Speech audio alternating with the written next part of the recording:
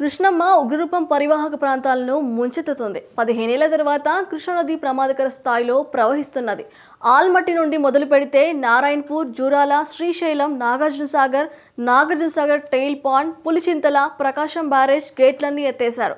ప్రకాశం బ్యారేజీ చరిత్రలో తొలిసారి రికార్డు స్థాయిలో వరద ప్రవాహం వస్తున్నది. 2009 వరదల్లో 10.94 లక్షల క్యూసెక్ల ప్రవాహం వచ్చింది. తాజా వరదల్లో రికార్డు స్థాయిలో 11.20 లక్షల క్యూసెక్లకు వరద ప్రవాహం చేరుకున్నది. అంటే రోజుకి 110 టీఎంసీల ప్రవాహం అక్కడికి వస్తుంది.